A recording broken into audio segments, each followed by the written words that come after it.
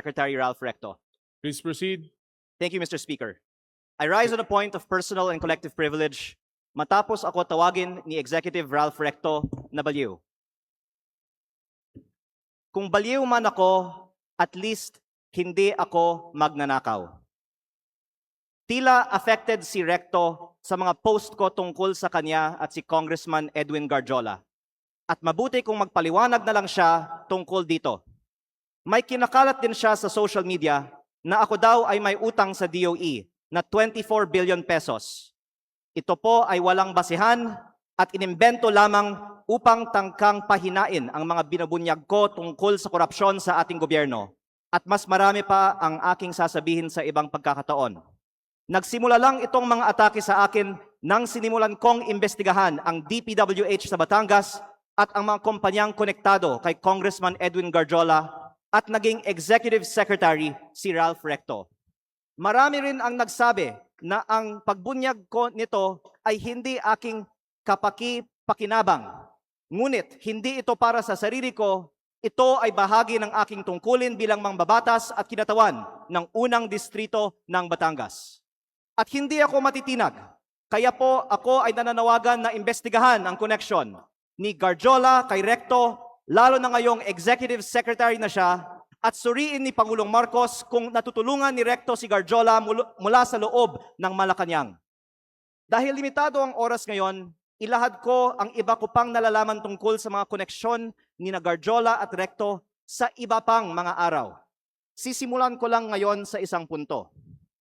Ayon sa aking tansya at pananiliksik, mahigit 1 billion pesos ang ginastos ni Congressman Edwin Garjola para kay Vilma Santos Recto at Lucky Manzano sa iba pa nilang mga kandidato at sa sarili niya bilang first nominee ng CWS party list sa 2025 elections. Sa aking distrito, ang tansya ko ay 150 million. At ayon sa ibang mga politiko, gumastos sila ng 200 o 300 million sa kanilang distrito. Kaya sa 6 na distrito ng Batangas, sinasabi ng iba na aabot ng 2 bilyon ang ginastos ni Recto at Garjola. Lalo't mas malaki pa ang ginastos sa Lipa. Pero hindi po ko bubuksan ang mga kinatawan ng Lipa sa aking pahayag na ito.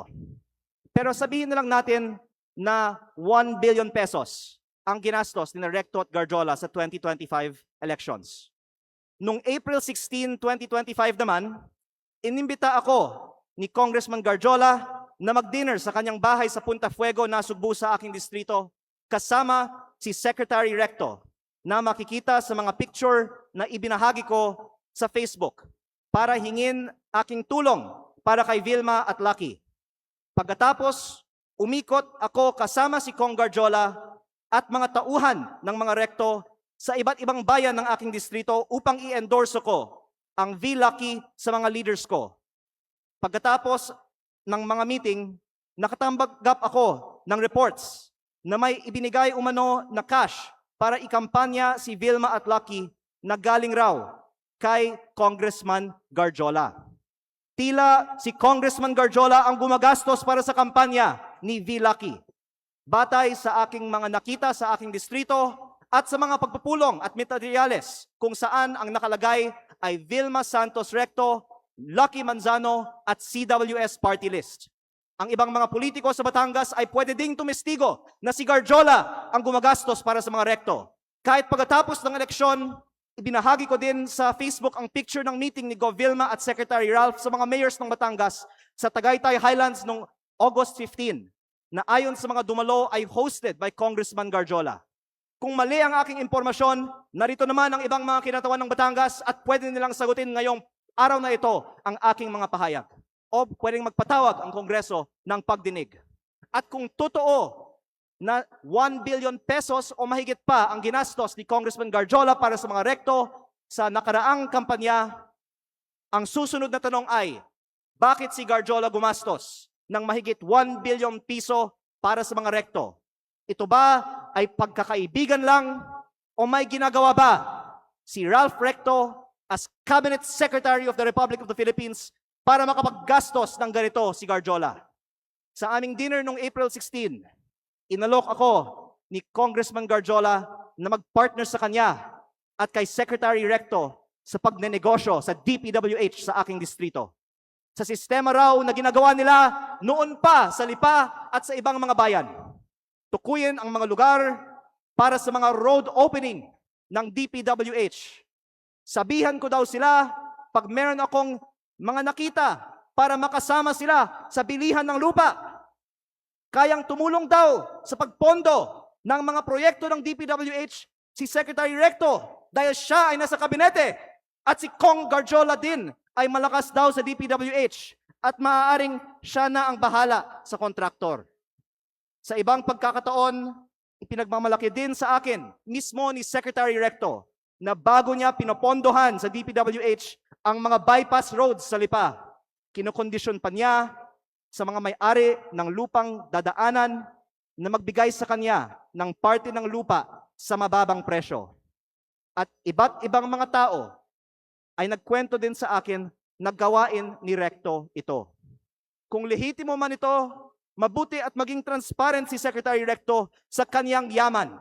At kung ang ginagastos ni Kong Garjola para sa kampanya nila ay may kaugnayan sa pagiging kontraktor ni Garjola sa Batangas. At sa halip na tumigil ang mga ito matapos pumutok ang flood control investigations, mayroon bagong regional director, ang DPWH 4A na si Carolina Pastrana na dating Batangas 3rd District Engineer, ang distrito ni Congressman Garjola sa Mataas na Kahoy, Batangas, na sinabi ay pinili ni Recto dahil siya ngayon ay Executive Secretary na may hawak ng appointments sa Malacanang. Siguro naman hindi ito alam ni Pangulong Marcos, kaya inilalahad ko din ito ngayon sa Kongreso para makita ng lahat ang koneksyon ni Recto at ni Garjola at ang epekto nito para sa buong bansa. Tatalakayin ko pa sa ibang pagkakataon ang mga anomalya sa DPWH sa Batangas. Nalulungkot ako para kay Secretary Recto at Governor Vilma Santos dahil matagal na silang nasa politika na may mga pangalang inaalagaan. At ngayon pa lalabas ang mga isyong ito. Pero mas nalulungkot ako para sa Batangas at sa ating bayan dahil sa mga ginagawa ng mga pinakamataas na opisyal gamit ang pera ng bayan. Lalo kung hindi man lang tutugunan ang mga aligasyong ito at kung hindi inaaprubahan ang pagbaba ng VAT at mga buwis sa langis o ibinibigay ang ayuda para sa lahat na nabanggit ko na sa mga nakaraang pagkakataon. Kung hindi totoo ang mga sinasabi ko ngayon, hindi dapat tahimik si Secretary Recto at Governor Vilma tungkol sa umano'y korupsyon sa DPWH sa Batangas at ang mga aligasyon kay Kong Garjola na tinawagan ng ICI na binuo ng gobyernong ito bilang isa sa mga pinakamalaking kontraktor ng DPWH sa Kongreso. Mabuti kung ipaliwanag nila kung totoo bang malaki ang ginastos ni Garjola para sa kanilang kampanya at ano ang kapalit at kung si Garjola ay kaibigan lang ba o funder din. At kung hindi sasagutin ni Secretary Recto ang mga aligasyong ito, hinahamon ko si Yusek Claire Castro sa susunod niyang press briefing na sagutin kung tama ba na may ganitong aligasyon kay Executive Secretary Recto, bakit hindi pa sinasalang si Secretary Recto sa Commission on Appointments at kung ayaw din ba nilang buksan ang mga detalye ng 2 kasong plunder ni ES Recto sa Ombudsman. Mabuti ding magpaliwanag si Yusek Castro kung bakit ba talaga natanggal sa pwesto si Executive Secretary Lucas Bersamin nang walang paliwanag at ipinalit isang respetadong dating Chief Justice ng Supreme Court sa isang taong ngayong may 2 kasong plunder sa Ombudsman. Panghuli, hindi lingid sa atin na binomba ang kotse ni dating Batangas Governor Armand Sanchez. Mapanganib ang politika sa Batangas kapag malaking tao ang inyong binabangga. Kaya kung ito man ang aking huling pagkakataon, nais kong dagdagan, hindi lang DPWH ang posibleng pagkukunan ng pondo ni Recto at Garjola. Dahil ayon sa mga politiko sa iba't ibang mga bayan ng Batangas, ang nasa likod ng STL operator ng Batangas, Refresh Gaming, ay si Recto at Garjola, na ang isang humaharap para sa kanila ay si San Juan Vice Mayor Anthony Marasigan, kahit na iba ang mga tao sa GIS ng kumpanya. Habang nasa kabinete ng Republika ng Pilipinas si Secretary Recto, mayroon bookies o second table ang refresh sa kanyang sariling lalawigan. Kaya nananawagan din ako sa Kongreso na imbestigahan ang operations ng Refresh Gaming Corporation sa Batangas. Ang mga politiko sa Batangas ay maaaring tumestigo na dahil si Governor Vilma Santos ay nasa Kapitolyo, si Executive Secretary Ralph Recto sa Malacanang, at suportado sila ni Congressman Garjola, kompleto ang makinarya para gawing negosyo ang Batangas. Kaya baka hindi lang 1 bilyon ang nagastos na ni Garjola para sa mga rekto. Maraming salamat po. Majority Leader. Mr. Speaker. Mr. Speaker. I can now take questions. Thank you. Mr. Speaker. Majority Leader. Mr. Speaker, we'd like to recognize Naun. the representative of Lipa, Congressman Ryan Recto. The Honorable Ryan Recto is now recognized. Please proceed. Good afternoon, everyone. No questions to be asked on my end. Mr. Speaker, I would just like to make a manifestation to set the record straight regarding the issues raised by my fellow representative from Batangas on the alleged issues that were narrated. First, while this representation recognizes the importance of legislative oversight, I believe that it is equally important that information shared in this plenary is accurately based on facts, not assumptions, not insinuations, and certainly not on incomplete information. Hindi po dapat ginagamit ang plenaryong ito upang lahad na mga haka-haka o paratang na walang sapat na basehan. On the alleged ties between Congressman Edwin Gadiola and Executive Secretary Ralph Recto, their association is purely professional, as Congressman Gadiola is also a member of the House of Representatives and a fellow Batangueño.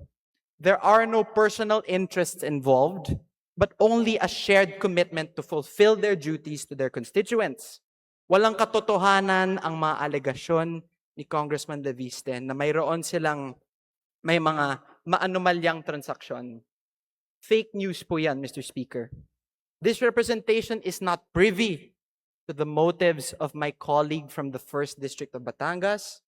But let it be known, hindi po tayo basta-basta nagpapadala sa mga inimbentong issue dahil alam po natin kung ano ang katotohanan dito. In fact, I will not stand idly by and let these so-called facts be presented as truth. Let it be a reminder that Executive Secretary Ralph Recto has served as congressman and senator for decades, representing not only Batangas, but also the broader interests of the Filipino. And same goes for Governor Vilma Santos Recto. Mr. Speaker, and to all my colleagues here and to the general public, let us just focus on the facts and let us uphold the process. And most of all, let us keep our focus on our constituents and serve them with integrity. And on the subject of VAT, pagdebatehan po natin yan dito sa Kongreso. It is not the job of the executive, but our job as legislators, and we're always open for that. Thank you, Mr. Speaker. Mr. Speaker, may I Thank respond? Majority Leader. Mr. Speaker, may I respond? Mr. Speaker, I'd like to recognize the Congressman for the 1st District of Batangas, Thank you. Congressman Leandro Please Leviste. respond. Unang-una po, ako po ay nagpapasalamat kay Congressman Recto na gusto niyang talakayin ito ng mas mahaba siguro sa Kongreso. Kaya sana magkasundo-sundo na lang tayo na magkaroon ng pagdinig sa Kongreso. Ipatawag natin ang iba nating mga kapwa Batanggenyo at sila ang pwedeng tumestigo tungkol sa mga kaugnayan ni na Secretary Recto at Congressman Garjola para hindi he said, she said at maglabas na ng mga resibo. Pangalawa, dagdagan ko din na hindi ko binanggit sa aking privilege speech kanina ang eleksyon sa Lipa, alang-alang sa aking kasamahan. Pero para may konteksto tayo sa talakayan nito, sinabi sa akin ng ibang mga politiko sa Lipa na ang di umano'y ginastos ni Congressman Garjola at ng mga rekto sa Lipa sa 2025 elections ay umabot pa ng 1 billion pesos kasama na ang napakataas na presyo para sa bilihan ng mga boto. Hindi ko po alam ang totoong nangyari. Pinaparating ko lang ang sinabi sa akin at medyo mataas ang figure na natanggap ko, baka naman 3, 400, 500 million pesos lang ang ginastos sa eleksyon ng Lipa. Pero gusto ko lang tanungin kung ano man ang ginastos ni Congressman Garjola para sa mga kandidato ng V-Lucky sa lungsod ng Lipa sa 2025 elections, kung 500 million man yan, o 200 million, o 100 million, ano ang kapalit ng ginastos ni Congressman Garjola para sa mga kandidato ng V-Lucky sa lungsod ng Lipa? Don't take it from me, magpatawag tayo ng pagdinig at lahat ng mga Batanggenyo ay pwedeng sumagot sa mga testigong ito. Majority Leader. Mr. Speaker, Mr. Speaker. Mr. Speaker, we'd like to recognize Deputy Speaker Janet Garin from Iloilo. yeah, thank you very much. You're now recognized, Honorable Garin. Thank you very much, Mr. Speaker. Thank you very much, Majority Leader. And of course, magandang hapon sa ating colleague, the Honorable Yan De Viste. Nakakagulat, no, Mr. Speaker, dahil nakita ko yung magandang relasyon ng mga taga Batangas. And I also believe na kaakibat ng progreso ng isang probinsya ay ang pagsasama-sama ng kanilang mga lideres. Though, of course, I would not contest the decision that the manifestation will be responded to. Balikan lang po natin na nagulat kasi ako dun sa mga sinasabing gastusin na umabot ng bilyon-bilyon. Did I hear the Honorable Leandro Opo, Leviste pero right? in fairness po sa mga rekto, sa buong bansa naman bilyon-bilyon ang ginagastos ng mga tao para manalo sa mga eleksyon. At baka ang ibang mga kongresista ay pwedeng magbigay din ng kanilang kananasan kung magkano ang bilihan ng mga boto sa kanilang mga probinsya. Ang itinutukoy kong punto dito ay hindi na may bilihan umano ng mga boto sa eleksyon, pero na si Congressman Garjola ay umano ang gumastos para sa mga rekto sa Batangas. At Can- least for a large part of their campaign, which I witnessed myself in my district. Yeah, that's why At ang I asked tanong, Mr. Kung Speaker. totoo kasi- man, kahit 1 milyong piso, ano ang kapalit ng ginastos ni Garjola para sa mga rekto? Yeah, At kaya ako, Kung may kaya- katotohanan man ba ang sinasabi ko na sa April 15, sa dinner na pinicture na nasa Facebook, kwento nila sa akin ang kanilang sistema para sa road openings, bilihan ng lupa, pagpondo gamit ng impluensya sa gobyerno, at pag-raise ng pondo para sa mga eleksyon.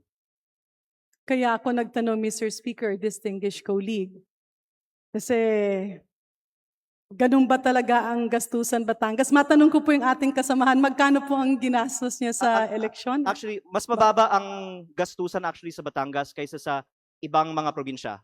At kung bubuksan natin kung saan ang pinakamataas, balita ko nasa ibang mga rehiyon ng ating bansa, hindi masyadong mataas ang Calabarzon, di ba? Kong JJ, hindi masyadong mataas sa atin sa Batangas o sa Quezon. Pero Maybe the Pero Honorable... ang punto ko ay hindi para buksan ang ginagastos ng mga politiko sa mga eleksyon.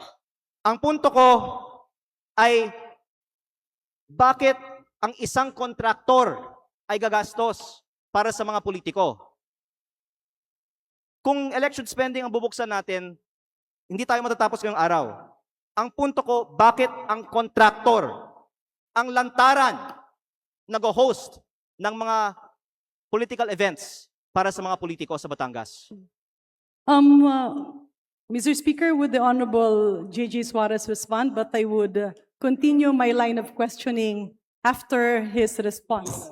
Sorry. Before we continue, let's put a little order here. Huwag nating gawing free for all to, please. Ang punto ko, Honorable kung members anong of this ginagastos sa House. Quezon o sa Excuse me, Batangas, I'm addressing mas the mababa floor, naman. sir. Kasi Order. ibang probinsya. I'm addressing the floor. Let's put a little order and let's put a little respect with our colleagues. Honorable JJ, please respond. You were called out. Yeah, thank you very much, no, Mr. Speaker. I found it a little bit offensive that all of a sudden a dear colleague of mine would call out my name during his collective and personal privilege. But nevertheless, no, insofar as my name was called and he asked me, let me just respond with a few queries of clarificatory in nature. Am I allowed, Mr. Speaker? Please proceed. Kanina po na pinakikinggan ko ang pananalita ng ating kinatawan mula sa Batangas. Binanggit niya na may mga halagang ginamit sa kampanya. Totoo po ba ito? Opo, na ang mga leader Meron sa po aking ba distrito- tayong Yes. ebidensya na magpapatunay? Meron po bang dokumento? Meron po ba tayong hawak na anumang sinumpang salaysay na magsasabi na ganito nga po talaga ang nangyari? Unang-una po, Or ang- tayo po ba ay bumabase lamang sa mga haka-haka at kwento at text at mga Facebook okay, messages? ilang sagot po. Unang-una, sa campaign sorties, nakikita natin na may gastos. At ang punto ko ay tila si Kong Garjola ay may ginastos para sa campaign sorties ng Vilma at Lucky sa Batangas. Pangalawa, ang leaders ko sa Batangas, ayon sa aking isinalaysay, ay nakatanggap ng pera galing kay Congressman Garjola at ito po ay para ikampanya ang Vilma at Lucky pero galing kay Congressman Garjola. At pangatlo, magpatawag na lang tayo ng pagdinig sa Kongreso para ang mga ibang mga politiko sa Batangas at hindi ako ang pwedeng tumistigo tungkol dito. Mr. Speaker, tayo po ay nahalal bago 2025. Taon po ngayon ay 2026.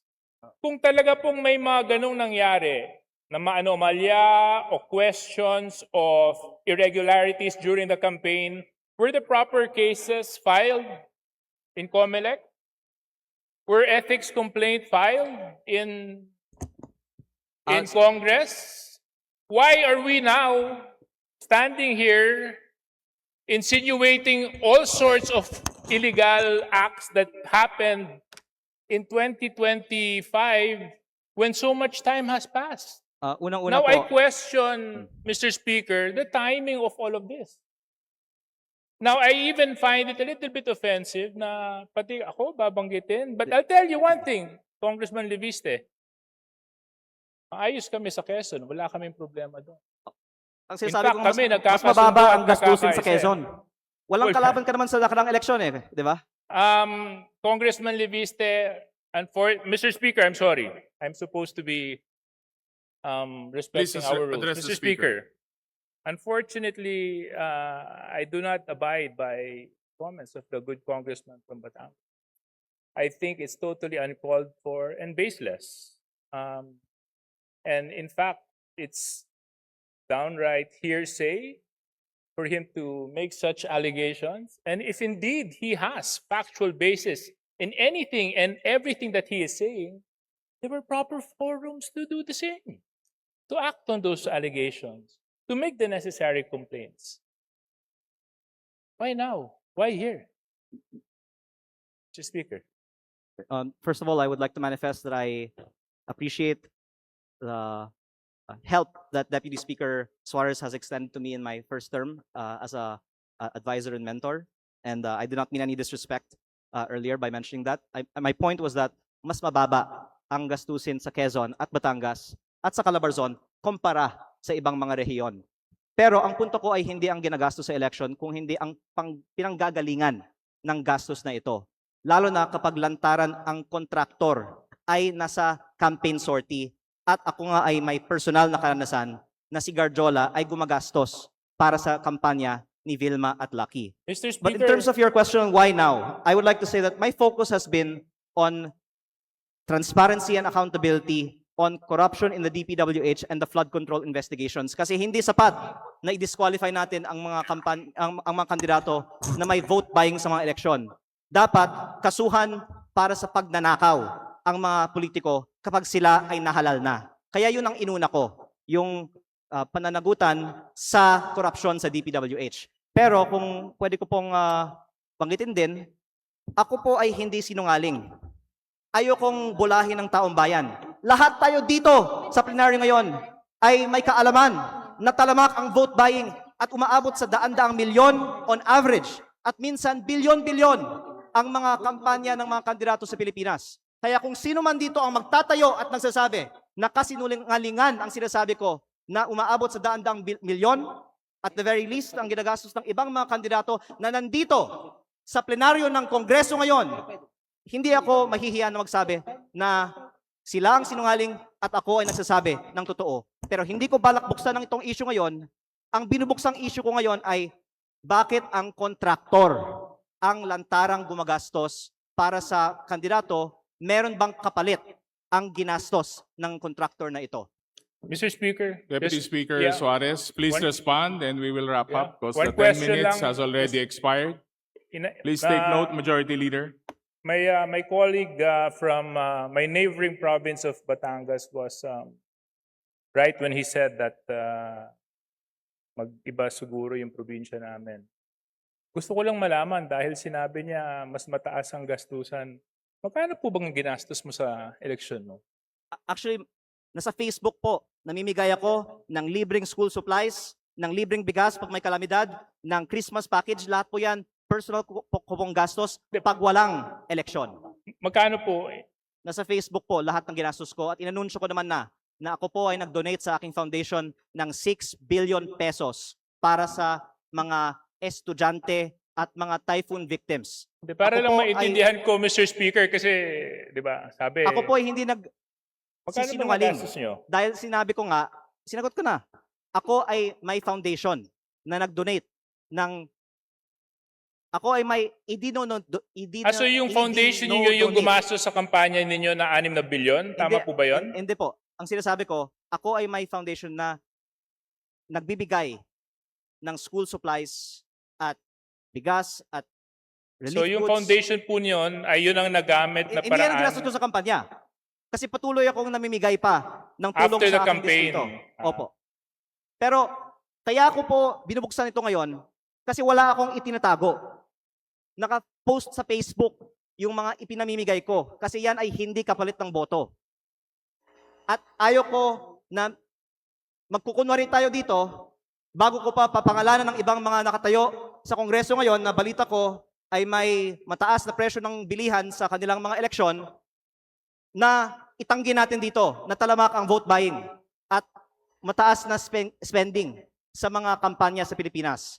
Ang pinupunto ko lang po ngayon ay sa mga nakalap kong impormasyon, si Garjola ang gumastos para sa mga rekto sa Batangas. Please wrap up, honorable members. Yeah, I'm Final just, response.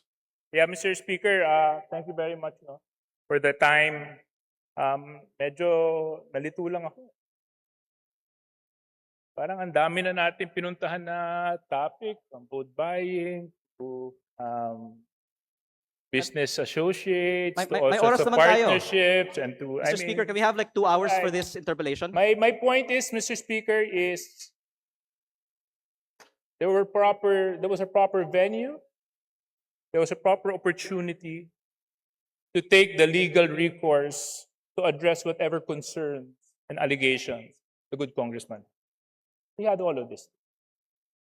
And I hope that we avoid grandstanding and taking opportunity of the podium and the bright lights of Congress to set aside their political interests and use the proper forums so that in such a way we can live by the rule of law and abide by the rules of Congress. Thank you very much, Mr. Speaker. So,